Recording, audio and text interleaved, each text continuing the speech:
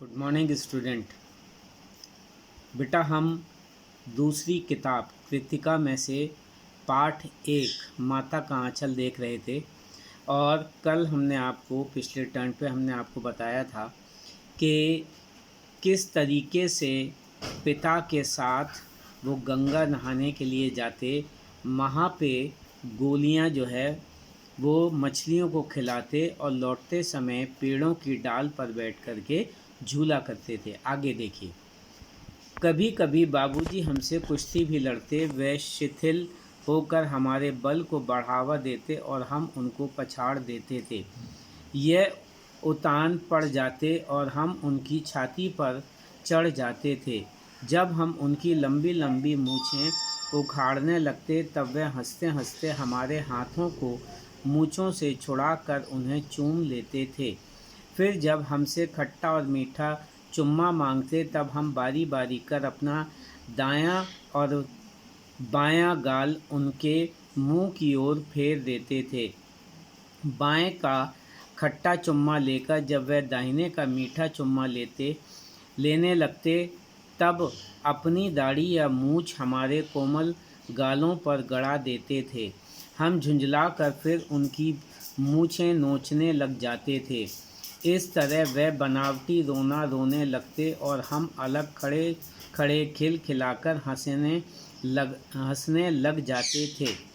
उनके साथ हंसते हंसते जब हम घर आते तब उनके साथ ही हम भी चौके पर खाने बैठते थे। वह हमें अपने ही हाथ से फूल के एक कटोरे में गोरस और भात सान कर खिलाते थे। जब हम खाकर अफर जाते तब मैयाँ थोड़ा और खिलाने के लिए हट करती थीं। वह बाबूजी से कहने लगती, आप तो चार चार दाने के कौर बच्चे के मुंह में देते जाते हैं। इससे वह थोड़ा खाने पर भी समझ लेता है कि हम बहुत खा गए।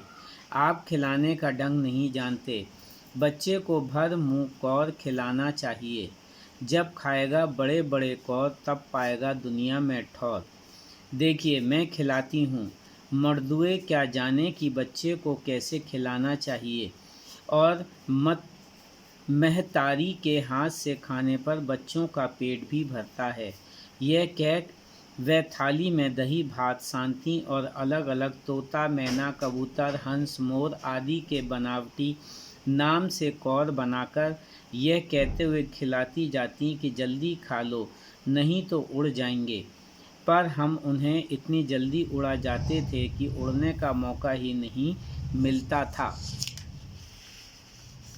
जब हम सब बनावटी चिड़ियों को चट कर जाते थे तब बाबूजी कहने लगते, अच्छा अब तुम राजा हो, जाओ खेलो। बस हम उठकर उछलने कूदने लगते थे। फिर रस्सी में बंधा हुआ काठ का घोड़ा लेकर तंग नंग धड़ंग बाहर गली में निकल जाते थे। जब कभी मैया हमें अचानक पकड़ पाती तब हमारे लाख छटपटाने पर भी एक चुल्लू कड़वा तेल हमारे सिर पर डाल ही देती थीं। हम रोने लगते और बाबूजी उस पर बिगड़ खड़े होते, पर वह हमारे सिर में तेल बोत कर हमें उबट कर ही छोड़ती थीं। फिर हमारी नाभि और लिलार में काजल की बिंदी लगाकर चोटी गूंथती और उसमें फूलदार लट्टू बांधकर रंगीन कुर्ता टोपी पहना देती थीं। हम खासे कन्हैया बनकर बाबूजी की गोद में सिसकते सिसकते बाहर आते थे। देखिए बेटा, यहाँ पर हमने भी आपको बताया कि किस प्रकार से जब वे आते उसके बाद आ कर के दोनों यानी भोलेनाथ और उनके बाबूजी ये आपस में कुश्ती लड़ते थे और बाबूजी जो थे वो शिथिल होकर के गिर पड़ते थे या भोलेनाथ उनको पछाड़ देते थे। और जब वो चित हो उतान मतलब है चित लेटना, जब वो चित पड़ जाते थे तो भोलेनाथ उनकी छाती पर चढ़ जाते थे और उनकी लंबी लंबी मूछें जो थे उखाड़ने लगते थे। तब वे हंसते हंसते अपने हाथों को मूछों से छुड़ाकर उन्हें चूम लेते। फिर उनसे खट्टा और मीठा चुम्मा मांगते और बारी बारी जब वो खट्टा और मीठा चुम्मा जो है देने लगते थे तो उनके बाएं गाल का खट्टा और दाहिने गाल का जो है मीठा चुम्मा देने के बाद वो अपनी दाढ़ी जो थी उनके गाल पर रगड़ देते थे और इस प्रकार से भोलेनाथ जो थे झुंझला करके उनकी मूछें जो हैं फिर नोचने लग जाते थे। तो पिताजी जो थे बनावटी रोना रोने लगते और भोलेनाथ जो है अलग खड़े खड़े होकर के वो खिलखिलाकर हंसने लग जाते थे। उसके बाद फिर दोनों हंसते हंसते जब घर में आते तब उनके साथ ही हम भी चौके पर खाने के लिए बैठ जाते थे। यानी पिताजी खाने के लिए बैठते थे और वे भी खाने पे बैठते थे। और पिताजी जो थे अपने हाथ से एक फूलदार कटोरा था, उसमें गोरस और भात ये सान कर जो है उनको खिलाया करते थे। और जब वो थोड़ा थोड़ा करके खिलाते थे और जब वो खाना जो है पेट भर खा लेते थे तो उनकी माँ जो थी वो खिसियाने लगती थीं और वो कहने लगती थीं कि आप जो है बच्चे को क्या 4-4 दाने के जो है वो कौर जो है उसके मुंह में देते जाते हैं और इससे बच्चा जो है ये समझता है कि उसने बहुत खा लिया, आपको खिलाने का ढंग नहीं आता है। और वो कहने लगे कि ये कहती हैं कि बच्चे को भर मुँह कौर खिलाना चाहिए। और वो आगे कहती हैं कि जब खाएगा बड़े बड़े कौर तब पाएगा दुनिया में ठौर। ठौर का मतलब होता है ठिकाना। यानी वो ये कह रहे हैं कि अगर बच्चा जो है बड़े बड़े कौर खाएगा तब दुनिया में उसको ठिकाना मिलेगा। अब वो कहती हैं देखिए मैं खिलाती हूँ। और वो क्या करती हैं, वो कहती हैं कि ये मर्दुए। मर्दुए का मतलब होता है मर्द आदमी, यानी आदमी ज़ात जो है बच्चों को खिलाना नहीं जानते हैं और मतैरी के हाथ से बच्चे जो हैं वो भरपेट खाना खाते हैं। और वो जो है थाली लेकर के दही भात सानती हैं और अलग अलग तरीके से, यानी ये तोते का, ये मैना का, ये कबूतर का, ये हंस का, ये मोर का, और इस नाम से वो उन्हें बना बना कर कौर खिलाती। और भोलेनाथ जो थे वो उनसे कहती कि अगर तुम इन्हें नहीं खाओगे तो ये उड़ जाएंगे। और इससे पहले कि वो उड़ जाते कहते जो थे वो खा लिया करते थे।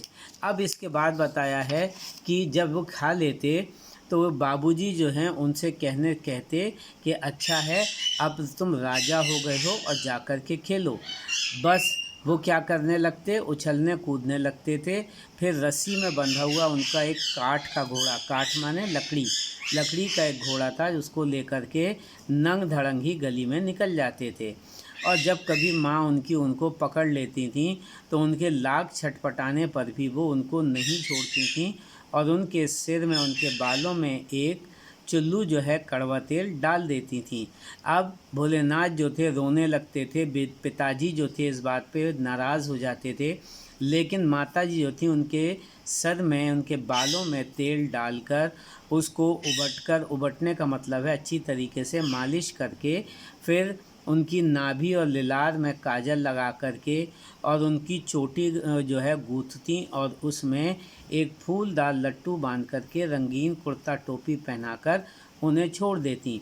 फिर जो है वो अच्छे खासे जो है भोलेनाथ कन्हैया बन जाते और बाबूजी की गोद में सिसकते सिसकते बाहर आते थे। यानी इस प्रकार से उनका सुबह का कार्य था जो रोज़ाना वो अपने पिताजी के साथ और अपनी माता के साथ किया करते थे। तो ठीक है बेटा, आपकी समझ में आया। अब इससे आगे हम कल देखेंगे।